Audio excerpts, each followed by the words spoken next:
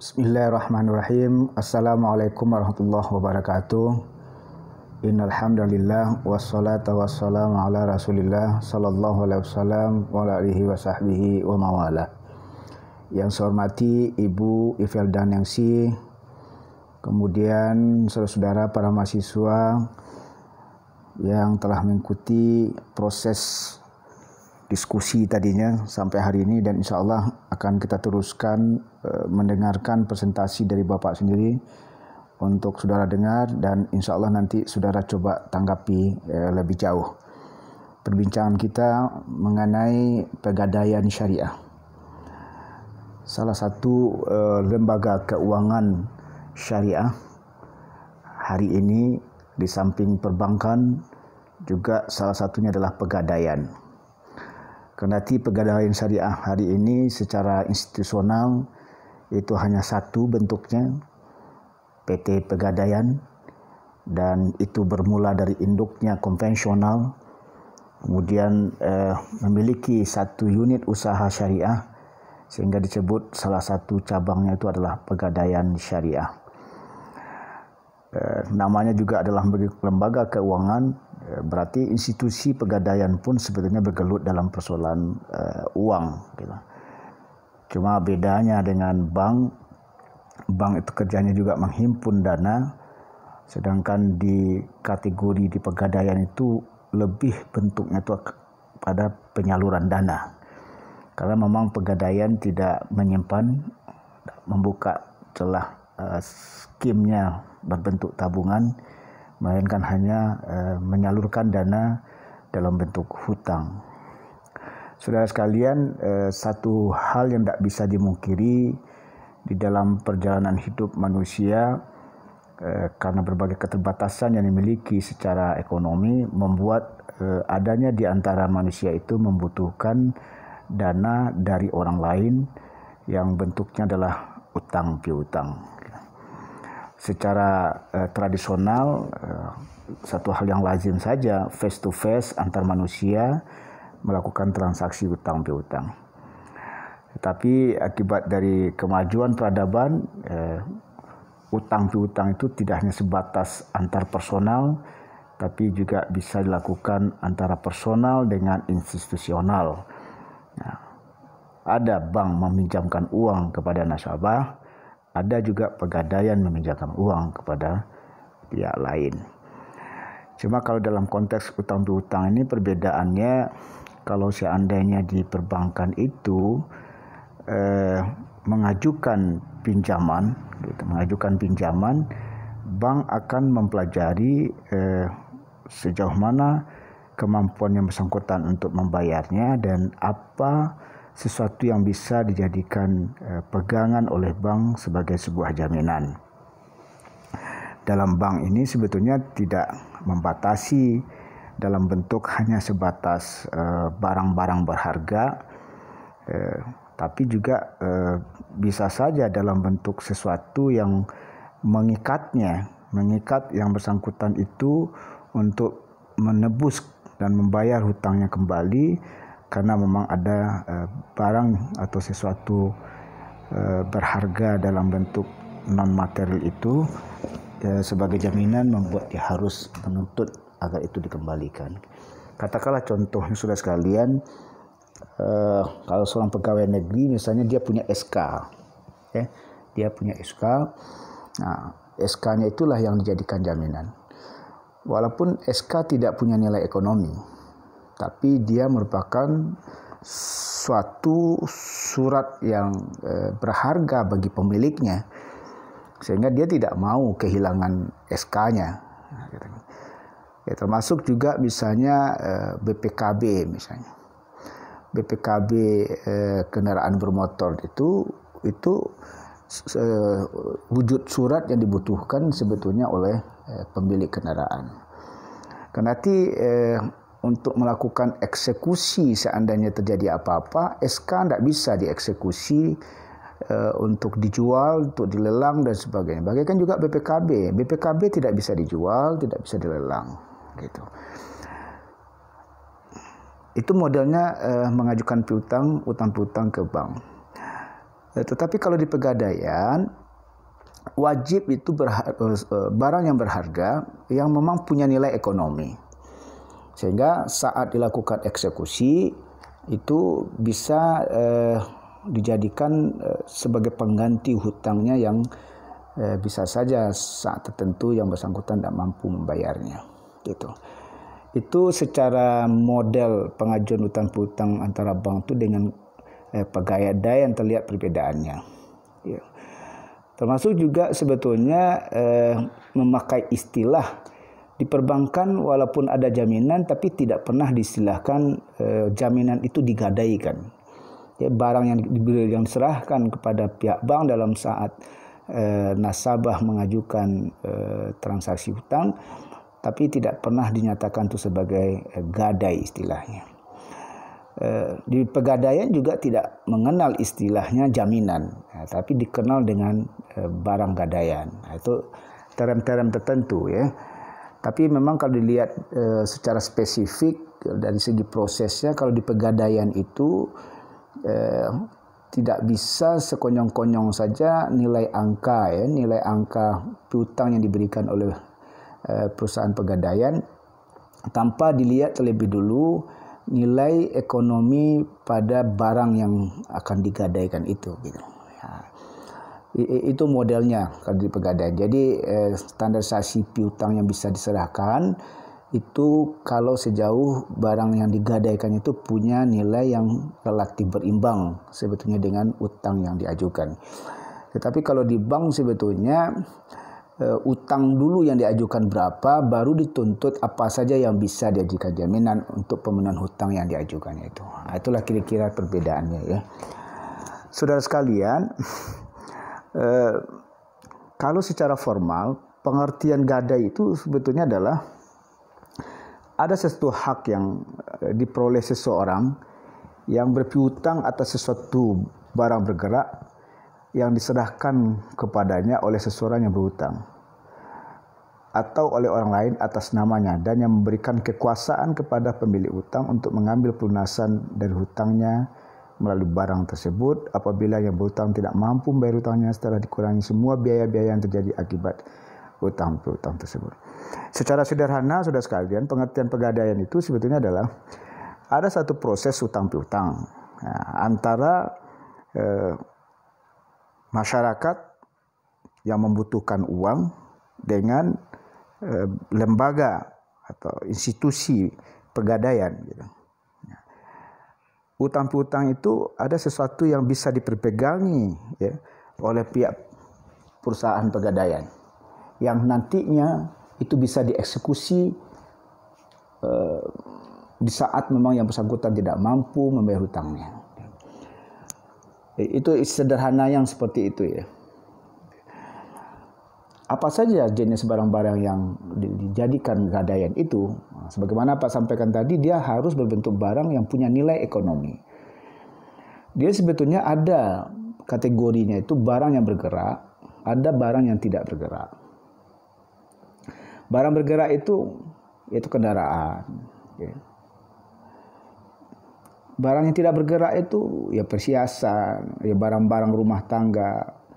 Ya, termasuk di situ sebetulnya adalah mesin jahit termasuk rumah tangga lah barangkali ini ya, mesin motor kapal atau apa saja yang nilai berharga. Kemudian tekstil dan surat-surat berharga.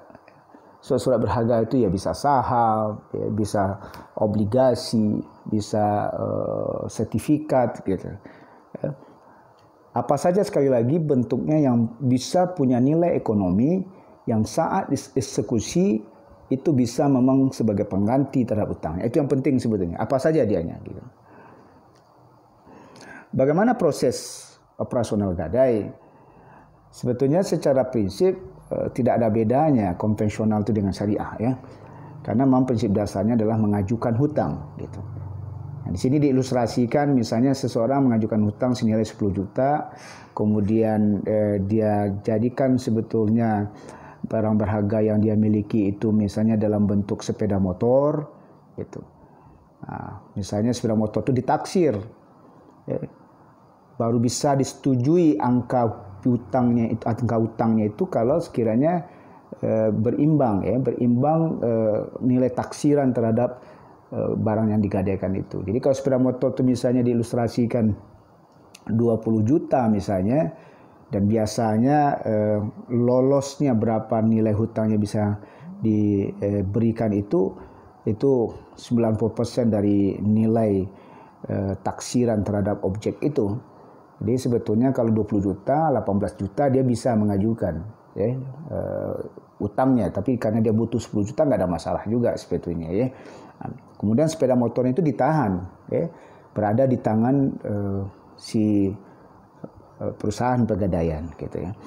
Nah, nanti konsekuensinya orang yang berhutang itu dikenakan beban bunga. Nah, ilustrasinya 10% misalnya dalam setahun. Nah, itulah yang akan menjadi pendapatan oleh perusahaan pegadaian dari bentuk bunga akibat dari hutang piutang yang diajukan. Nah, cara perhitungan bunga itu pasti ke nilai nominal hutangnya. Jadi kalau 10 juta hutangnya, dibebankan bunga 10%, 10% itu kali ke 10 juta. Nah, berarti akan ada 1 juta bunga yang harus dia bayarkan di samping 10 juta. Kemudian karena memang bentuk konvensional itu ada persoalan sebetulnya dilihat dari sisi bunga yang diperhitungkan kepada nilai nominal tersebut, berarti sebetulnya terjadilah satu ungkapan ada kelebihan dalam pembayaran hutang piutang. Nah, gitu.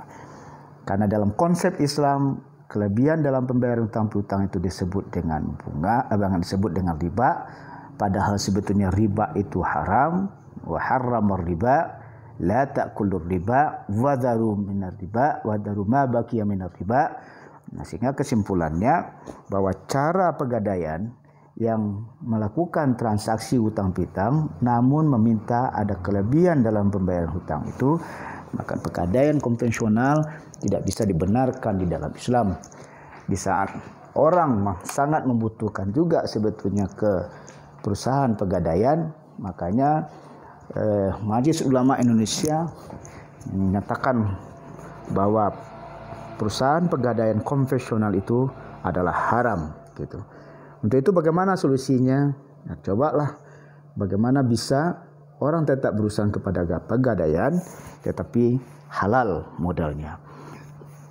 Ingat bahwa gadai itu identik dengan hutang piutang. Dia tidak punya transaksi yang ada istilah gadai tapi bukan hutang piutang. Tidak ada itu. Nah, karena prinsipnya tetap hutang piutang, tapi bagaimana cara perusahaan pegadaian yang memfasilitasi transaksi hutang piutang tapi halal. Nah, untuk itu bagaimana? Nah, dipelajari bahwa kalau gadai di dalam fikih itu bukan sesuatu yang baru.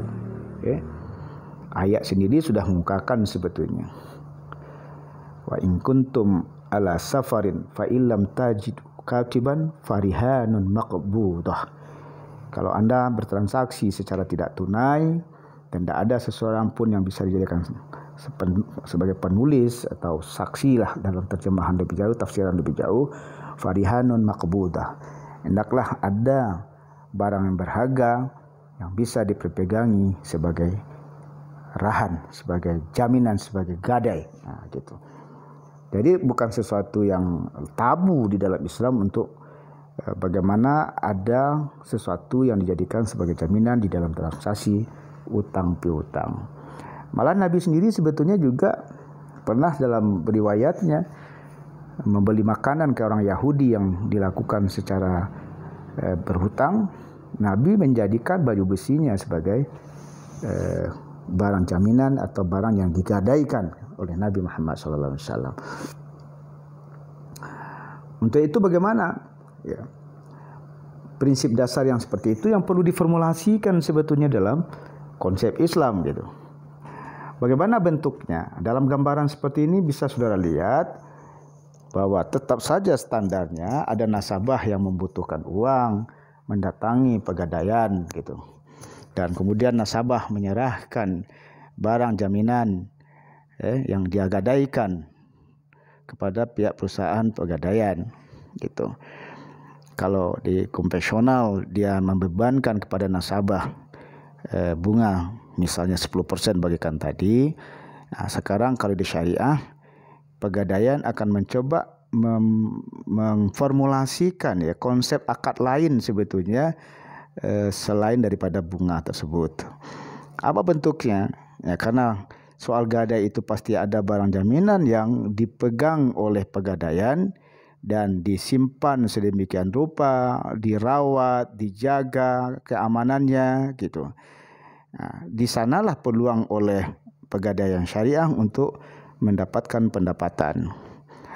Bagaimana caranya? Ya karena memang pihak perusahaan Pegadaian ada jasa yang dia lakukan, menyimpan, merawat dan menjaga barang jaminan tersebut di tempat yang sudah disediakan dan itu memakan biaya gitu.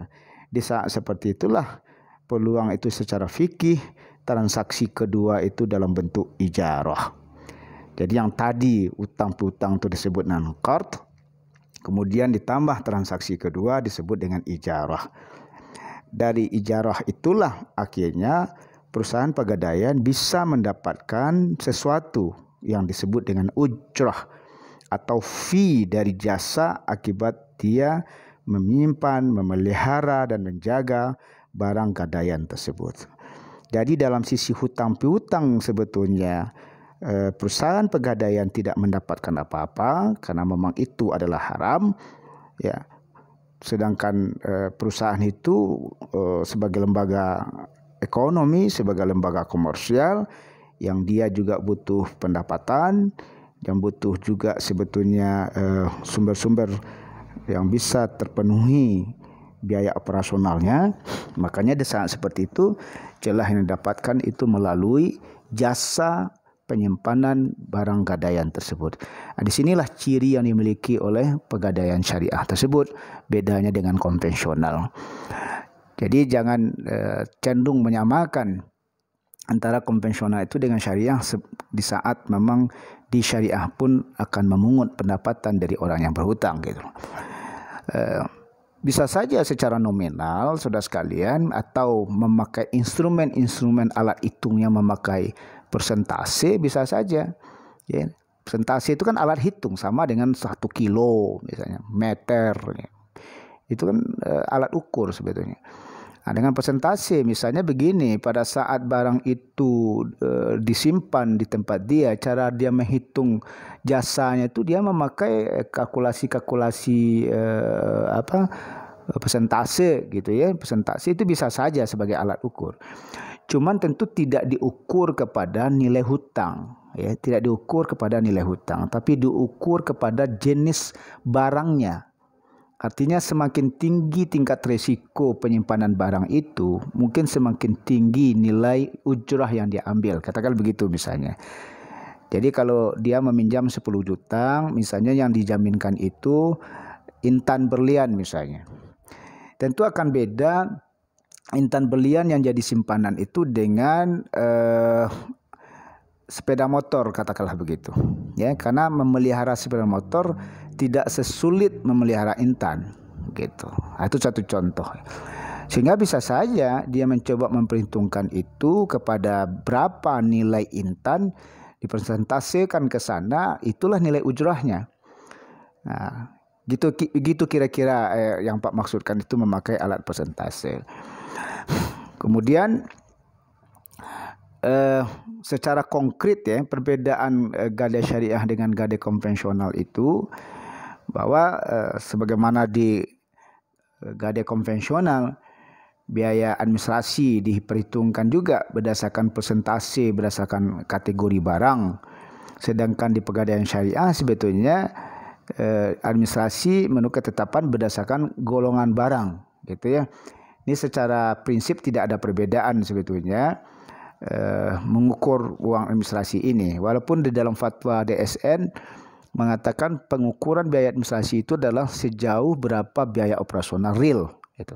Tapi itu kan sulit sebetulnya ya untuk persis mengukur berapa biaya listrik, berapa biaya AC misalnya, pemilihan AC atau komputer dan sebagainya itu kan sulit. Tapi dikalkulasikan saja sebetulnya secara administratif itu silakan saja. Makanya secara prinsip tidak ada perbedaan konvensional itu dengan syariah kalau pengukuran biaya administrasi. Kemudian kalau di konvensional, bila lama pengembalian pinjaman lebih dari perjanjian, maka barang gadai dilelang kepada masyarakat. Ya, itu kategori sesuai dengan perjanjiannya. Kalau Anda sudah terlambat, ini bisa kami eksekusi dan kami lelang. Sedangkan kalau di syariah, bila lama pengembalian pinjaman lebih dari akad, barang gadai nasabah dijual kepada masyarakat. Artinya dalam posisi seperti ini, tetap saja ada celah untuk melakukan eksekusi itu di syariah. Tapi kecenderungannya dalam pelaksanaan di syariah itu akan dilakukan beberapa pendekatan-pendekatan terlebih dahulu untuk bagaimana yang bersangkutan itu bisa bisa sebetulnya untuk tepat janji dalam pembayar hutangnya. Dan tidak tertutup kemungkinan juga sebetulnya dibebankan denda juga terlebih dahulu sebelum mengeksekusi, gitu ya. Nah, denda itu boleh dalam Islam, berdasarkan fatwa DSN boleh, tapi dengan syarat denda yang dimaksudkan itu tidak menjadi pendapatan, ya, tidak menjadi pendapatan oleh lembaga yang memungut denda tersebut. Nah, dia ditempatkan pada kategori dana sosial. Kemudian juga pada prinsipnya kategori menawarkan barang yang akan dieksekusi itu tetap membuka peluang juga kepada yang lain, ya. Tidak bisa dijual kepada pegawainya sendiri misalnya, tidak bisa, harus kepada publik, ya.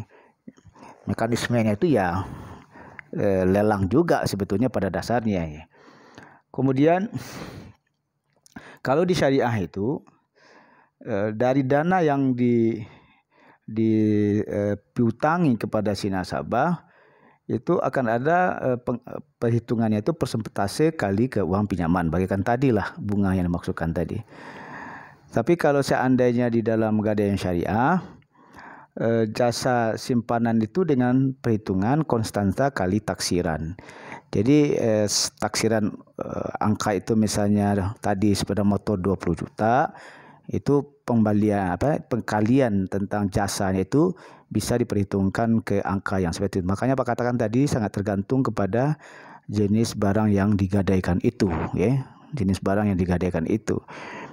Tingkat risiko yang tinggi, kemudian tidak tertutup kemungkinan fluktuasi tajam lah, ya, kondisi barang tertentu gitu kan. Kalau sepeda motor kan tidak fluktuatif, dia menurun. Tapi kalau emas bisa fluktuatif. Itu contoh-contoh itu bisa menjadi dasar juga cara memperhitungkan jasa simpanan dari barang yang digadaikan tersebut. Kemudian kalau seandainya di konvensional ada uang kelebihan dari hasil lelang itu akan dikurangi kepada uang pinjaman, kemudian bunga, kemudian termasuk tentu biaya lelang sendiri. Ya, kalau sekiranya di syariah pun sebetulnya diperhitungkan dari hasil penjualan itu dikurangi uang pinjaman yang tersisa, kemudian ditambah jasa penitipan yang mungkin tersisa, kemudian ditambah biaya penjualan, gitu ya. Nah, ini prinsip-prinsip dasar seperti ini sebetulnya berbentuk ciri bahwa tidak akan ada pengurangan sewa modal atau disebut dengan bunga tadi pada syariah, melainkan adalah jasa penitipan yang Pak maksudkan tadi. Kemudian memang di konvensional memakai instrumen bunga, itu yang disebut pengalian tentang sewa modal. Kemudian di syariah itu tidak mengenal adanya bunga tersebut. Nah, itulah kira-kira prinsip dasarnya sudah sekalian gadai syariah yang dimaksudkan itu. Kadang-kadang muncul juga pertanyaan lebih jauh sebetulnya, karena dia baru berbentuk unit usaha syariah pegadaian tersebut, belum berdiri sendiri atau spin off katakanlah begitu. Ya, PT Pegadaian di Indonesia itu belum ada spin off syariahnya. Namun nanti akan ada tuntutan bahwa setiap perusahaan atau lembaga keuangan yang membuka jasa keuangan itu dalam bentuk syariah, wajib spin off sebetulnya dari induknya. Itu mau tidak mau akan ada ketentuan seperti itu dilakukan gitu. Terus bagaimana sebetulnya soal modal gitu ya. Nah, inilah saudara sekalian, karena memang Pegadaian Syariah itu masih satu unit usaha dari induknya yang beratapkan konvensional itu, tentu jelas modal itu berasal dari konvensional gitu. Nah, cuma terjadi percampur bauran sebetulnya modal yang dimiliki konvensional itu terus disalurkan secara syariah, dikelola secara syariah, tentu akan mencemari tentang kesyariahan. Nah, dilihat dalam konteks mencemari tentu iya. Ya. Tetapi baru itu yang bisa dilakukan, itu masih lumayan. Artinya begini, kalau memang sudah sepenuhnya sumber dana itu secara syariah, dikelola secara syariah, itulah yang dimaksudkan yang sebenarnya. La talbisul haqqa bil batil, jangan mencampur baurkan hak dengan yang batil. Itu yang sebenarnya. Tetapi pada saat belum ada modal itu yang bisa dia dapatkan secara pure syariahnya, karena memang sekali lagi dia masih berbentuk satu unit dari induknya yang konvensional. Tetapi pada saat itu belum ada modalnya dari syariah, namun masih lumayan ketimbang sebetulnya modal konvensional dikelola secara konvensional. Itu lebih bagus modal konvensional dikelola secara syariah gitu. Nah, dalam posisi ini terdukung dengan suatu kaedah idza ta'aradat daruran ru'ya azamuhuma bi irtikabi akhafihima. Ya. Di saat memang ada benturan ya, mudarat yang besar dengan mudarat yang kecil, artinya mudarat yang besar itu di dalam konteks pegadaian ini adalah modal konvensional punya yang tercemari dengan bunga-bunga yang haram itu, terus dikelola juga secara konvensional. Dikelola secara konvensional itu yang Pak maksudkan berkaitan bagaimana pegadaian konvensional tadi dipiutangi uang, dipungut kelebihan gitu. Nah, itu yang harus ditinggalkan. Ru'ya azamuhuma. Ya, diperhatikan itu mudarat yang besar. Bagaimana caranya? Bi'irtikafi akhafihima. Lakukan kemudaratan yang ringan. Nah, kemudaratan yang ringan itu seperti apa? Ya seperti tadi, modalnya konvensional dikelola secara syariah. Bagaimana dikelola syariah? Dipiutangi uang, tidak ada pungutan kelebihan dalam pembayaran hutang, gitu. Nah, ini yang membedakan. Nah, itulah yang baru bisa dilakukan saat memang kondisinya belum bisa secara utuh, dana modalnya syariah, pure syariah, murni syariah, dikelola secara syariah.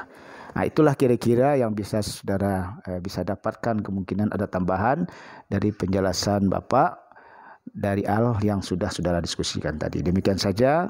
Kalau ada pertanyaan lebih bagus kita coba diskusikan lebih jauh. Makasih. Assalamualaikum warahmatullahi wabarakatuh.